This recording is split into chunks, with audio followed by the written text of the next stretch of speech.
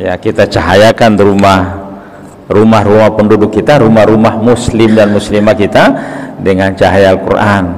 Fakta kita ini kan banyak dengan televisi saja nih. Kita bisa nonton televisi berjam-jam, tapi kalau tadarusan Al-Quran satu lembar ngantuk. Membaca FB bisa dengan jam-jam, membaca Twitter bisa dengan puluhan jam, membaca media. Tapi kalau baca Al-Quran, padahal Nabi bilang nawiru buyutikum bitilawatil Quran. Bagaimana cahayakan, hadirkan Al-Quran secara utuh dalam kehidupan kita, maka insya Allah kita akan selamat dunia akhirat. Karena Al-Quran jadi rujukan pedoman hidup, dan saya kira ganjarannya begitu jelas ya, ganjarannya begitu jelas. Banyak sejarah kemanusiaan yang sudah terjadi, peristiwa-peristiwa yang di luar akal sehat, ternyata ada karena baca qiraat Al-Quran di dalamnya. Banyak yang kita baca di riwayat-riwayat. Ini yang nampak ya, yang nampak, bukan cuma pahala cerita kan orang tidak nampak. Banyak ada rumah satu yang tidak terbakar itu ternyata setelah diteliti ada Al-Quran di dalamnya. Nah, tapi masalahnya kita umat Islam banyak Al-Quran cuma taruh di atas lemari. Dari seolah-olah tidak ada Al-Quran itu baru terus, kira-kira begitu. Nah, seperti itu. Ada salah satu seorang ustadz begitu ceramah di rumah, buka Al-Quran, kemudian ada pemilik rumah itu taruh uang di dalam Al-Quran. Lalu penceramah itu, ustadz itu pulang, di rumah itu diangka ustadz itu pencuri. Nah, itu artinya Al-Quran itu disentuh pada bulan suci Ramadan, nanti bulan suci Ramadan lagi baru disentuh lagi. Nah, begitu ketemu ustadz di jalan, ibu ini termuka. Lalu kemudian dekat cerita, ustadz bilang, ibu buka pulang dan buka Al-Quran, lihat dalam Al-Quran. Ternyata ibu pulang buka Al-Quran, amplopnya dalam Al-Quran. Bayangkan itu. Bahkan Nabi bilang nawiru buyutikum bitilawatil Quran. Itu artinya tiap hari kita harus bersahabat dengan Al-Quran. Saya kira ganjaran pahala saya kira luar biasa. Membaca apalagi di bulan suci Ramadan, satu huruf dibaca itu dihargai luar biasa lah. DP pahala begitu jelas lah. Dan saya kira orang yang dekat dengan Al-Quran insya Allah tidak susah. Banyak orang yang hafal Al-Quran insya Allah tidak susah, apalagi hidup sekarang. Ya, tidak ada. Saya kira Al-Quran juga sudah luar biasa, sudah menjelma, bukan lagi dalam bentuk kitab-kitab saja, tapi sudah luar biasa dengan HP, sudah ada Al-Quran digital dan seterusnya. Ini yang saya kira nuansa perkembangan dunia, perkembangan dakwah Islam sudah luar biasa. Nah, saya kira ini juga motivasi bagi kita semua umat Islam untuk terus membaca Al-Quran lah. Nah, siapa?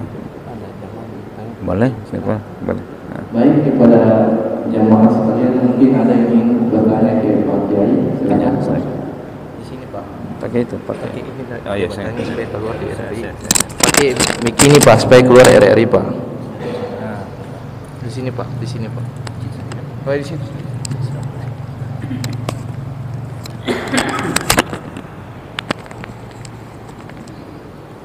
Assalamualaikum warahmatullahi wabarakatuh. Pertama-tama terima kasih atas kehadiran remaja masjid dalam safari Ramadan yang sekalian dihadirkan oleh Kanwil Kementerian Agama Provinsi Maluku Utara, yang sekaligus masih mengisi tausiah dan juga mungkin dialog pada siang hari ini. Mungkin kami langsung saja. Nama saya Zudawir Hamzah.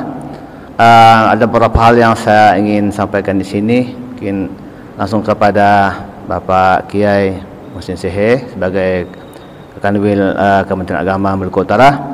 Yang pertama terkait masalah zakat, Ustaz, itu sangat mereka katakan itu adalah rukun Islam ya.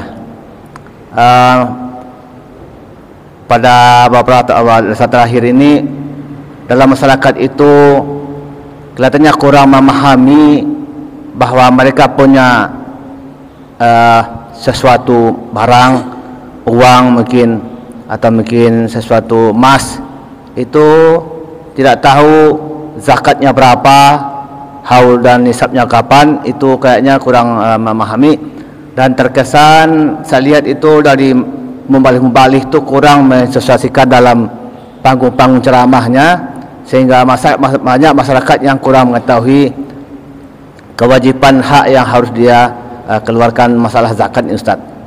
Mungkin tadi Kementerian Agama bisa memberikan dorongan kepada para mubalik dalam masyarakat keseharian khususnya kepada masyarakat yang punya uang, yang punya harta dan segala macamnya, untuk mengetahui kewajiban mengajukan zakat, termasuk khususnya kepada zakat mal. Bahkan kami tahu juga di Indonesia ini bahawa masyarakat Indonesia ini begitu banyak sebagai mayoritas Islam, namun masalah zakat ni masih kurang dipahami dan masih kurang tersosialisasi dalam masyarakat. Bahkan kami juga dapat informasi bahawa di Malaysia itu Ustaz, katanya zakat itu bukan lagi diambil dari masyarakat oleh pemerintah, bahkan masyarakat itu sudah mengatakan sendiri ke lumbung-lumbung, ke tempat-tempat penampungan zakat itu, dan diteruskan oleh pemerintah secara merata. Bahkan di sini ini kan dikatakan bahawa ambillah sebahagian dari hartamu untuk membersihkan harga itu. Itu adalah tugas dari para penguasa atau pemerintah. Bahkan di Indonesia ini itu jangan diambil, bahkan sosialisasinya juga kurang. Bahkan tadi di Malaysia itu bahkan sudah ada masyarakat itu sudah sadar, pemilik modal, pemilik usaha, pemilik harta itu sudah dengan sadarnya mengantarkan ke bank, tempat-tempat penampungan zakat itu. Dengan mudahnya, dengan baiknya masyarakat itu menyampaikan itu. Yang kedua Ustaz, masalah Al-Quran tadi itu, saya dapat di YouTube mungkin minggu lalu bahawa di Yogyakarta itu satu hari itu mereka tu, pemerintah kota itu mengadakan untuk masyarakat itu adalah hari baca Al-Quran. Di sepanjang jalan Malioboro itu Ustaz, seluruh masyarakat lewat, seluruh masyarakat yang situ tu turun ke jalan, masing-masing memegang HP, memegang Al-Quran, semuanya membaca serentak secara keseluruhan itu membaca Al-Quran. Apakah di kota Ternate ini mereka boleh katakan kota Madani ini itu tidak adalah dari kegiatan dari Kemendak ini punya kegiatan seperti itu, persuasaan untuk menggiatkan hal ini. Itu yang kedua Ustaz. Yang ketiga Ustaz, mungkin sedikit keluar daripada materi yang Bapak Ustaz sampaikan ini. Ini juga menyangkut masalah krusial saya pikir. Kalau boleh Ustaz saya sampaikan ini. Apakah dari Kementerian Agama Provinsi Maluku Utara itu, saya dengar bahawa di Maluku Utara ini ada sekolah-sekolah yang kekurangan guru agama. Apakah sini kenapa sekolah-sekolah agama itu guru agamanya cukup, bahkan adakannya berlebih, tapi sekolah-sekolah negeri itu kekurangan guru agama? Apakah dari Kementerian Agama itu punya kewenangan untuk menghadirkan, untuk mengadakan guru agama itu secara kewenangannya ada di situ, atau bagaimana? Terus yang selanjutnya satu lagi, ada beberapa hal dalam buku agama itu Ustaz. Tadinya ada pendidikan moral Pancasila, ada akhlak, ada adab yang dihajarkan kepada anak sekolah. Tapi hari ini dalam buku agama itu, dalam program agama itu tidak ada lagi hal itu Ustaz. Hari ini banyak kita punya generasi muda ini Ustaz yang tidak punya akhlak, yang tidak punya tata krama dalam masyarakat, dalam keseharian, tidak tahu membedakan lagi mana yang sebagai anak, sebagai orang tua, sebagai penghormatan kepada tetua-tetua masyarakat ini, itu kurang Ustaz. Itu apakah itu hanya Kementerian Agama Provinsi hanya sekedar penerus kebijakan dari pemerintah pusat? Karena ada beberapa itu, apakah dia punya kewenangan ke atas untuk menyampaikan hal-hal ini? Kenapa tidak ada lagi akhlak di dalam buku itu, tidak ada lagi itu adab yang diajarkan pada anak-anak sekolah? Sehingga ke depan ini apakah ini sudah ada penurunan secara keseluruhan adab-adab yang kita perlukan dalam masyarakat? Jadi itu yang perlu saya sampaikan Ustaz. Terima kasih atas kesediaan Bapak untuk menjabarkan. Mudah-mudahan apa yang saya sampaikan ini bisa sedikit kami dapat informasi. Demikian Ustaz. Assalamualaikum warahmatullahi wabarakatuh. Dengan bersama dengan Bapak Zudawir Amza. sebagai apa di BKM? Kebetulan kami di masjid ini sebagai bendahara di BKM Masjid Istiqamah. Ya, demikian, terima kasih. Baik. Pak Hamzah deh. Pak Zudawir Amza. Zudawir Amza. Pak Zudawir Hamzah. Beliau ini BKM sebagai bendahara di Masjid Istiqomah. Para pendengar, tadi telah ditanyakan beliau tentang beberapa hal yang ingin beliau tanyakan kepada Pak Kiai. Oleh karena itu, waktu dan kesempatan saya persilakan. Ya, jadi yang pertama dari terakhir tadi terkait dengan pendidikan moral atau pendidikan karakter ya. Sekarang kan muatan kurikulum kita di pendidikan karakter untuk mengembalikan roh dan semangat berakhlakul karimah lah dalam prospek pendidikan nasional kita.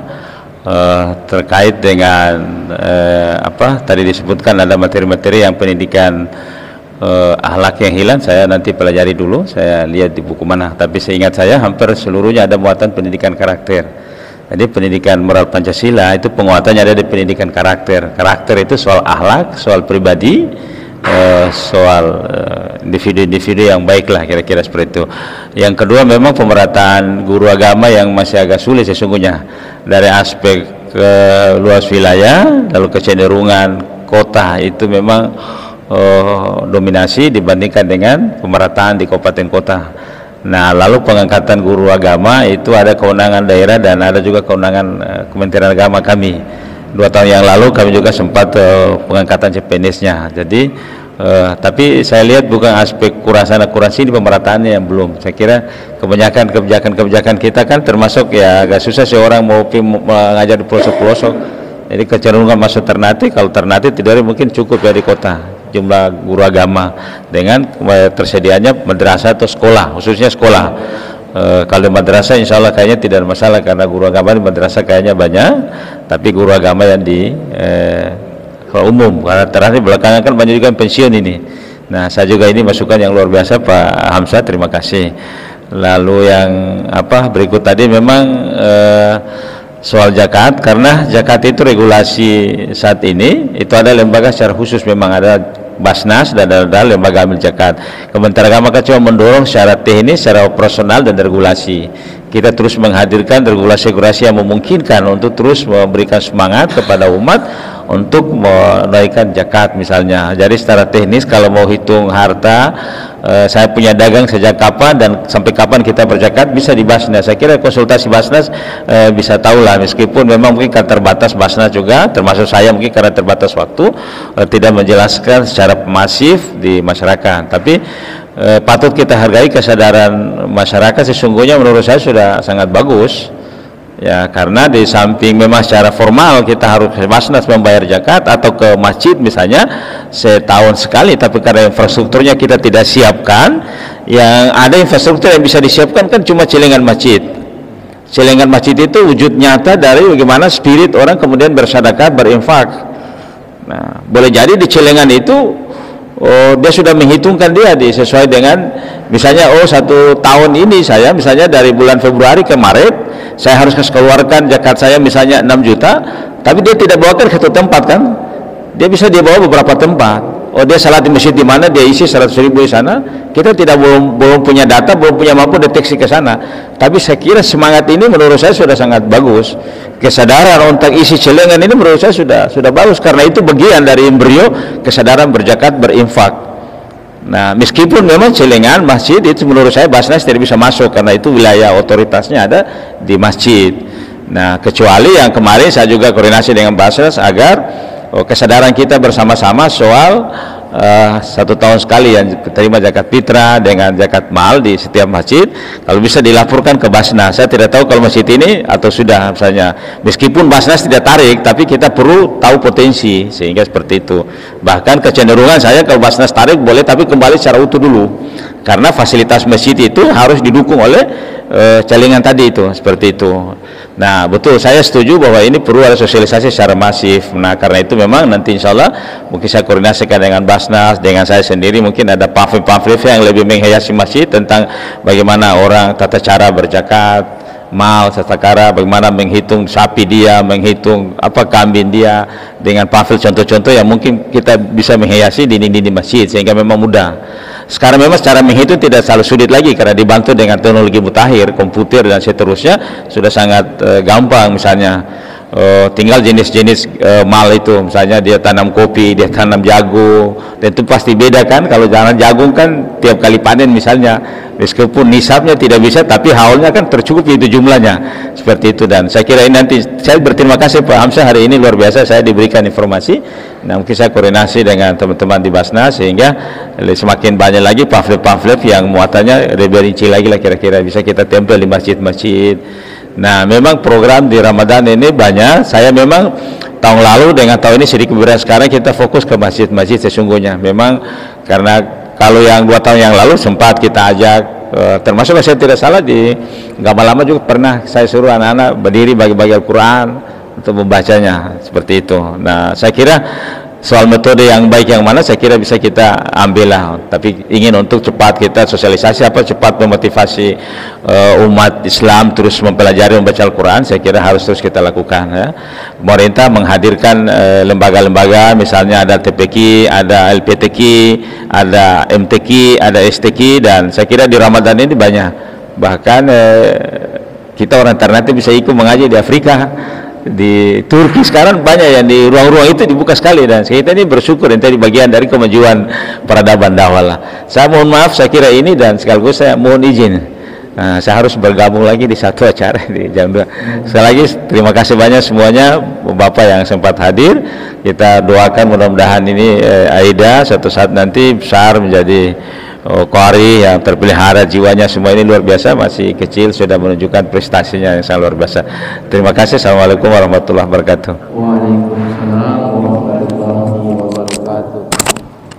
Luar biasa, mudah-mudahan terjawab. Ada yang ingin Pak Kiai, masih ada yang ingin bertanya, mungkin Pak Kiai masih ada kesempatan. Boleh Pak.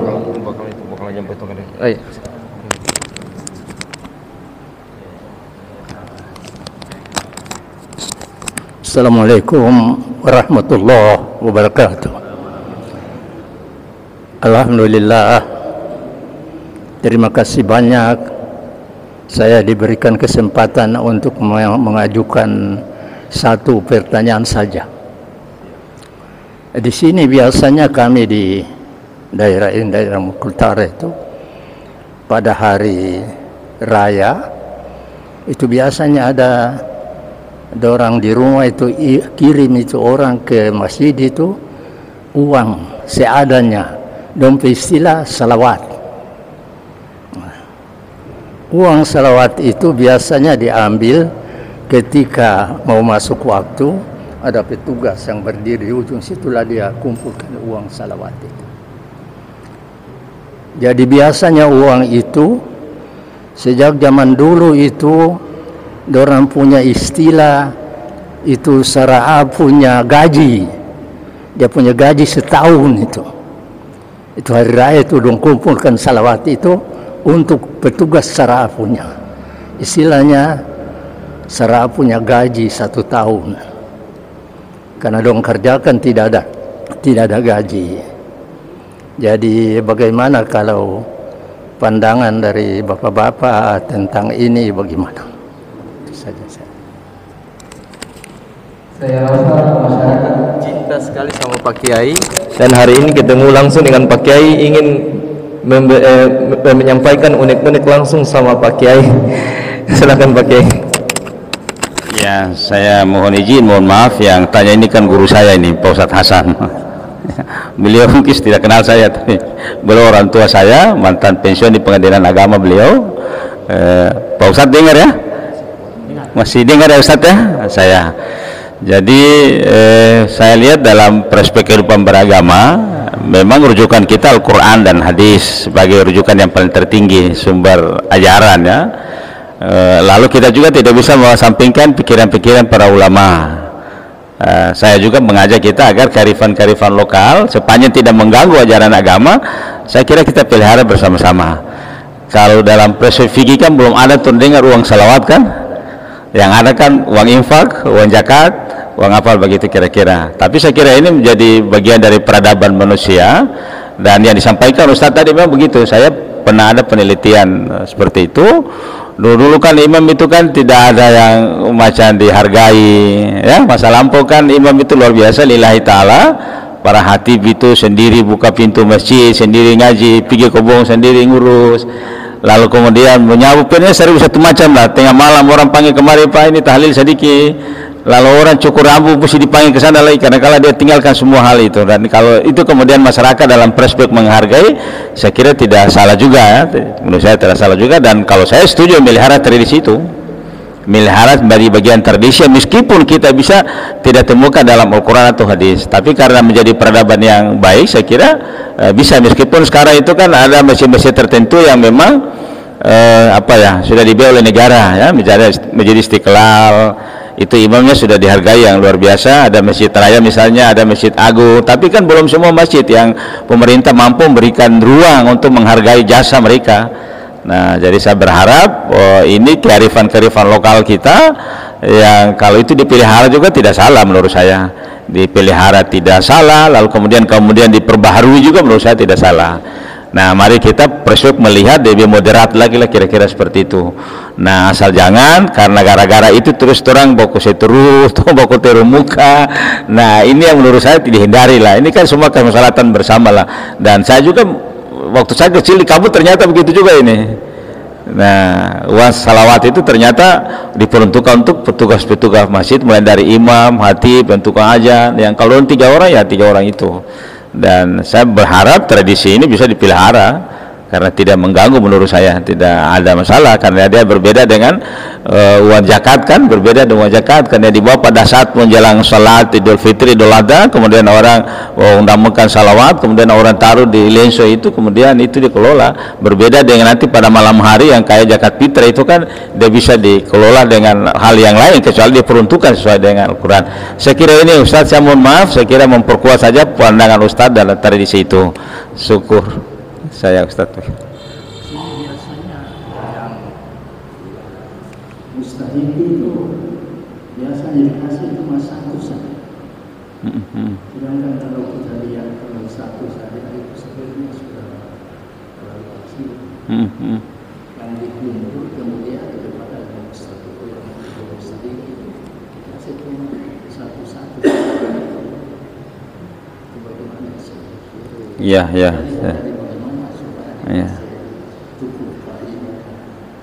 Ya, jadi pembagian zakat fitrah maupun zakat mal kan di asnaf surat Taubat ya, merujuk ke surat Taubat 60 lah, 8 golongan, 8 kelompok. Kalau menurut saya bandingan dibagi rata untuk keadilan sosial bagi seluruh Indonesia ya, jangan kemudian dibagi per asnaf.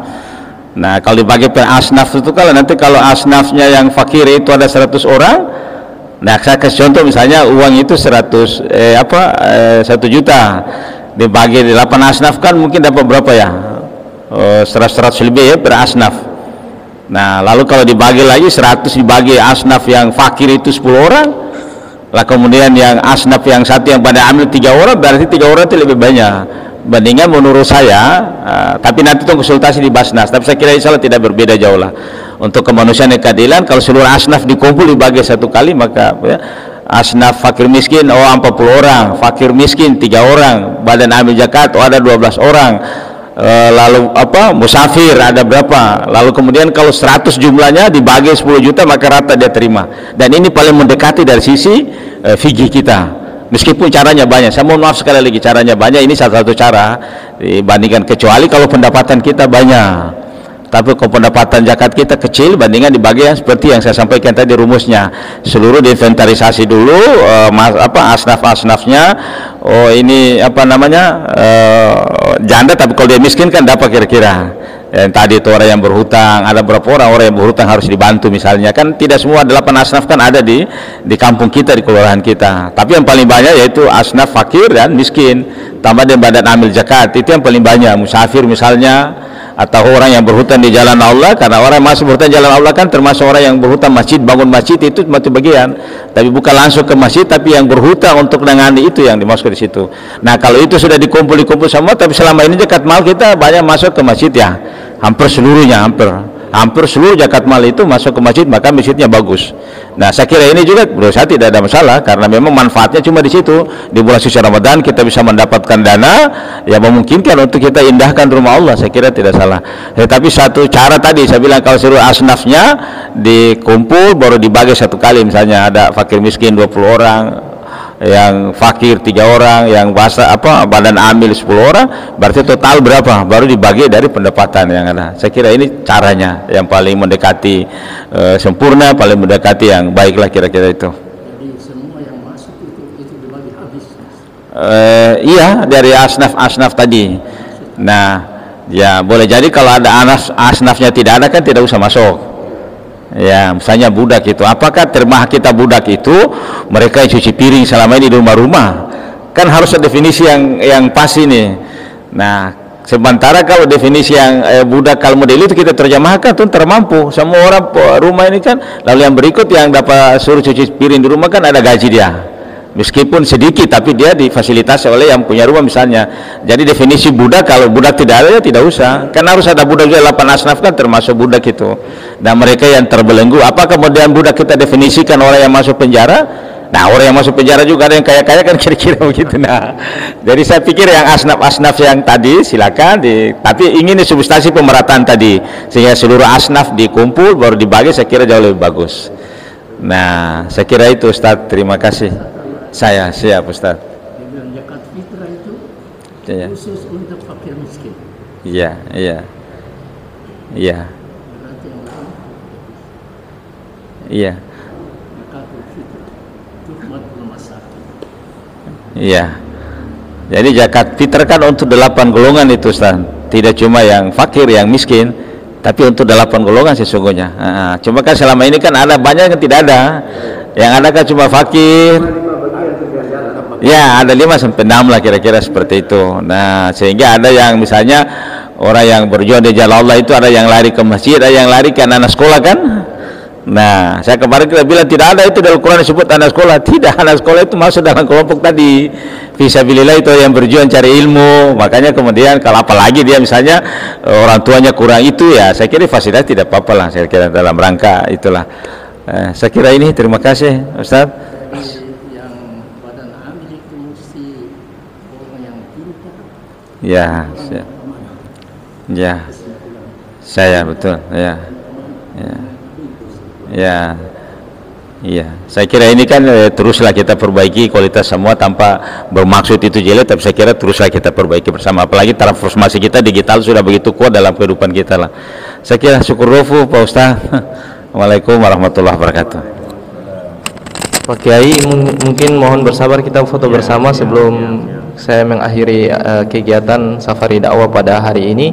Terima kasih Bapak-bapak dari pengurus PKM Masjid Al-Istiqomah. Suatu hal yang kami minta adalah mari rangkul anak muda yang di sini, bentuk remaja masjid, hidupkan masjid. Ini pada intinya safari kami di masjid Bapak ini, dan juga dukung program dakwah para kaula muda. Semoga dengan Bapak-bapak mendukung anak-anak muda dalam memakmurkan masjid, Bapak-bapak juga terbantu dalam kegiatan dan aktivitas yang ada di Masjid Al-Istiqomah. Terima kasih Pak Kiai telah memberikan ilmu, dan saya rasa kehadiran Bapak Kiai di Masjid Al-Istiqomah ini banyak sekali pertanyaan yang ingin ditanyakan kepada Pak Kiai.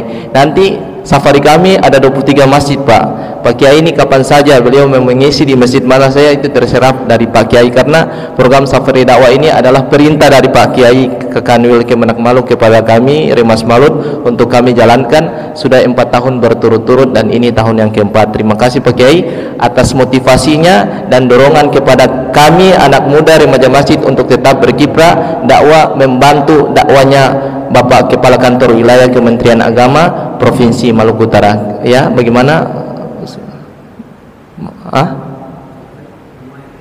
Sambung ayat boleh sudah.